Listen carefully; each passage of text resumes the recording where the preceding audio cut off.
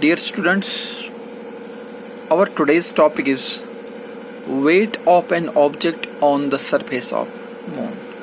किसी ऑब्जेक्ट का कितना वेट होगा मून की सरफेस पर। जैसा कि हमने पहले का पढ़ा हुआ है, every object in this universe attracts every other object with a certain force. जैसे कि अर्थ चीजों को अपनी तरफ खींचती है with its gravitational pull, और we can say gravitational force, और we can say gravity. उसी प्रकार से जो मून है, चंद्र है, वो भी चीजों को अपनी ओर आकर्षित करता है, अपनी ओर अट्रैक्ट करता है। तो वेट क्या है? अगर हम वेट जो हमने पढ़ा हुआ है, हमने पहले का पढ़ा हुआ है, मास और वेट में क्या डिफरेंस है? मास वो चीज होती है किसी ऑब्जेक्ट में कितना क्वांटिटी है मैटर का, उसका मास कहते हैं, लेकिन weight is different from the mass. What is weight? Weight is the weight of an object is the force with which it is attracted by the earth towards its center. ये फर्क है weight और mass में। अब हम यही देखना है कि किसी ऑब्जेक्ट का कितना वेट मून की सरफेस पे होगा। जैसे कि अर्थ चीजों को अपनी ओर खींचती, आकर्षित करती, अट्रैक्ट करती है, उसी प्रकार से जो मून है, जो चंद्र है, वो भी चीजों को अपनी ओर आकर्षित करता है, लेकिन उस फोर्स में कितना फर्क है। अगर फोर्स में फर्क है, हमें पता है कि उसका फोर्स जो है वो अर्थ से कम है, इसीलिए ये नेचुरल सी बात है कि वहां पर ऑब्जेक्ट का वेट भी कम आएगा, क्योंकि वेट क्या है? Weight is the force with which it is attracted by the earth towards its centre. उसी तरह से मून पे भी वो चीजों को अट्रैक्ट करेगी अपनी ओर, लेकिन मून में वो फोर्स कम है, इसलिए उस ऑब्जेक्ट का वेट भी वहां पर कम आएगा। और ये भी हमें पता है कितना आता है, लेकिन हम यहाँ पर इसको प्रैक्टिकली देखेंगे ऐसा क्यों आता है, किस वजह से ऐसा आता है। तो सबसे पहले हम ये देखेंगे जो mass of an object is same on earth as well as on moon. ये आपने पहले का पढ़ा हुआ है कि मास कांस्टेंट रहता है चीज का, कहीं भी आप जाओ यूनिवर्स में, उसका मास में कोई अंतर नहीं पड़ेगा, सेम रहेगा। But weight is different, weight में फर्क पड़ता है। क्योंकि वेट में क्यों फर्क पड़ता है?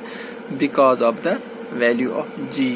Value of G can be different at different places, तो वेट में फर्क पड़ता है। इसी चीज को हम आगे देखते हैं। पहले हम वेट को कैसे लिखते हैं? Weight of an object is given as, इसको हम रिप्रेजेंट करते हैं, कैसे लिखते हैं? किसी ऑब्जेक्ट का जो वेट होगा, product of its mass and acceleration due to gravity. तो हम इसको ऐसे लिख सकते हैं, W equals to M into g. लेकिन हमने फिर यहाँ पे लिखा हुआ W equals to GM into small m divided by R square. ये चीज जो है, ये क्या है? इसको हम G के बदले इस्तेमाल कर सकते हैं, क्योंकि G हमें कितना मिला है? जी की जब हमने वैल्यू निकाली थी, हम इसके बराबर निकला था g into mass of earth divided by radius of earth. तो अब इसको वेट को इस प्रकार से भी लिख सकते हैं, ठीक है। इसकी दूसरी डेफिनेशन भी है कि वेट क्या है? फोर्स है। अब आपने ये भी पढ़ा हुआ पहले कि फोर्स इसके बराबर होता है जिस फोर्स को अट्रैक्ट करते हैं, तो उस तरीके से भी हम इस चीज को ऐसे लिख सकते हैं। तो हम यहाँ पे वेट को इस तरह से भी लिख सकते हैं जो हमने यहाँ पे लिखा हुआ। अब इसी चीज को आगे बढ़ाते हुए let weight of object on earth भी गिवन एज। मान लीजिए ऑब्जेक्ट का जो वेट है हम अर्थ पे इस प्रकार से लिखते हैं, W E, that is wait of the object on earth, भी यहाँ हमने स्मॉल e लिखा हुआ है। तो इसको हम इस प्रकार से लिख सकते हैं, GME into M divided by RE का square, where G is gravitational constant, ME mass of earth, RE radius of earth and M mass of object. उसी तरह से let weight of object on moon be given as. इसी object का जो wait है हम moon पे कैसे इसको लिखेंगे? WM, this is the weight on moon, इसी ऑब्जेक्ट का। तो इसको हम ऐसे भी लिख सकते हैं, GMM into this M divided by RM square. यहाँ पर क्या है? जो ये तो ग्रेविटेशनल कांस्टेंट है, ये MM जो है मास ऑफ मून, क्यों मास, अभी मास की सरफेस इसका वेट देख रहे हैं। Radius of moon is this, RM is radius of moon, और साथ ही साथ and M is the mass of object. ये M क्या है यहाँ पर, मास ऑफ द ऑब्जेक्ट ही। अब हम डिवाइड करते हैं weight of object on earth divided by weight of object on moon. तो हम इसको ऐसे लिख सकते हैं जैसा हमने इसको पहले लिखा है, GME divided M, sorry into M divided by RE का स्क्वायर, इंटू ये उल्टा हो जाएगा, ठीक है ना। इसको ऐसे हम लिख सकते हैं, ये हमारे पास आएगा wait of object on earth divided by weight of the object on moon, ये हमारे पास ऐसे आएगा। इसको सिंप्लीफाई करने के बाद हमें ये मिलेगा ME divided by MM, mass of earth divided by mass of moon, into radius of moon divided by radius of अर्थ का स्क्वायर, ये हमारे पास अब आएगा। अब हमें पता है, now we know that mass of earth is 100 times the mass of moon. हमें ये चीज पता है जो मास ऑफ अर्थ जो है it is 100 times mass of moon. तो हम इसको ऐसे लिख सकते हैं, which implies mass of earth is 100 times mass of moon. सीधी सी बात, इसको हम ऐसे लिख सकते हैं।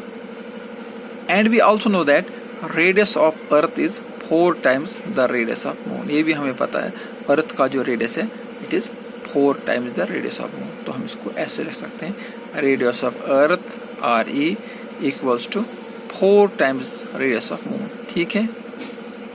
एक तो आपको ये पता है कि अर्थ का जो मास है it is 100 times mass of moon, इसको हम ऐसे लिख सकते हैं, दैट इज मास ऑफ अर्थ को हम लिख सकते हैं 100 टाइम्स मास ऑफ मून। उसी प्रकार से आपको ये भी ज्ञात है radius of earth is 4 times the radius of moon. So हम इसको ऐसे भी लिख सकते हैं, radius of earth equals to 4 times radius of moon, ठीक है। हम इसको ऐसे लिख सकते हैं। इसके बाद हम यहाँ पर ME जो है इसके मास ऑफ अर्थ के बदले 100 टाइम्स मास ऑफ मून इस्तेमाल कर सकते हैं, ठीक है, जैसा कि हमने यहाँ पे लिखा हुआ है। और इसी प्रकार से हम यहाँ पर रेडियस ऑफ अर्थ के बदले 4 टाइम्स रेडियस ऑफ मून ये लिख सकते हैं, ठीक है। इसको सिंप्लीफाई करने के बाद आपको क्या मिलेगा, ये तो कैंसिल हो जाएगा, इसी तरह से ये भी कैंसिल हो जाएगा। आपको मिलेगा 100 डिवाइडेड बाय 16, 16 क्या है इस 4 का स्क्वायर, ये आपको मिलेगा wait of object on earth divided by weight of object on moon, ये आपको मिलेगा 100 बाय 16। तो अप्रोक्सीमेटली 6 के बराबर हमें मिलता है। इसका मतलब हम इसको ऐसे भी लिख सकते हैं, weight of object on moon equals to 1/6 into weight of object on earth, that is hence weight of the object on the moon is 1/6 into its weight on the earth। तो हमें इस सब के बाद क्या मिला, किसी ऑब्जेक्ट अगर आप वेट देखते हो उसका जितना भी वेट अर्थ पे होगा उसका 1/6 उसका वेट मून पे होगा। जैसे कि आपने यहाँ पे लिखा हुआ, हमने लिखा हुआ है wait of the object on the moon कितना होगा 1/6 into its weight on the अर्थ। जितना उसका किसी भी ऑब्जेक्ट का जितना वेट अर्थ की सरफेस पे होगा उसी का उतना ही हमें वहां पर उसको 6 से हम डिवाइड कर सकते हैं, ताकि हमें उसका वेट भी मालूम होगा कि on the surface of moon उसका वेट कितना। एक नज़र फिर से इस पर डालते हैं, स्टार्टिंग से क्या किया था हमने, जो मास तो सेम रहेगा वेट डिफरेंट होगा। तो हमने पहले के लिया वेट ऑफ ऑब्जेक्ट, हमने लिया जैसे हम लिखते हैं मास इंटू जी, तो यहाँ पर हमने जी की वैल्यू डाली इसमें, तो हमें ये मिला। उसके बाद हमने लिया वेट ऑफ ऑब्जेक्ट ऑन अर्थ, वो हमें इसके बराबर लिया, ये चीज़ें आपको पता है। उसके बाद इसी तरीके से हमने लिया wait of object on moon, तो वो भी इसके बराबर आपको मिला। उसके पर ये आपको पता है ये चीज़ें सारी, तो ये हमने इसके साथ साथ लिखा। उसके बाद हमने इनको डिवाइड किया, wait of object on earth divide by wait of object on moon, इसको हमने डिवाइड किया तो हमें ये चीज़ें मिली। तो ये भी हमें पता है कि अर्थ का जो वेट है it is 100 times weight mass of earth जो है it is 100 times the mass of moon, तो उसको यहाँ ऐसे लिख सकते हैं। इसी तरह से रेडियस जो है अर्थ का it is 4 times bigger than larger than radius of moon. तो हम इसको इस तरीके से लिख सकते हैं और यही वैल्यूज़ हमने इसमें डाल दी। तो ये सब करने के बाद हमें ये चीज़ मिली और लास्ट में फाइनली हमें क्या मिला, weight of the object on moon equal to 1/6 of its weight on the earth. Earth पे जितना किसी ऑब्जेक्ट का वेट होगा उसको हमने 1/6 से मल्टीप्लाई करना है, या हम उसको 6 से डिवाइड करेंगे तो हमें मालूम होगा उसी चीज़ का कितना वेट मून पे आएगा। इससे हमें ये भी पता चलता है कि वहाँ पर जो ग्रेविटेशनल पुल है, मून का जो मून में जो ग्रेविटी है या ग्रेविटेशनल पुल है, the force with which moon attracts the object towards its centre, तो that will be 1/6 of the force with which earth attracts the object towards its centre. तो ये था आज का हमारा टॉपिक, इसका नाम था wait of an object on the surface of moon. Thank you.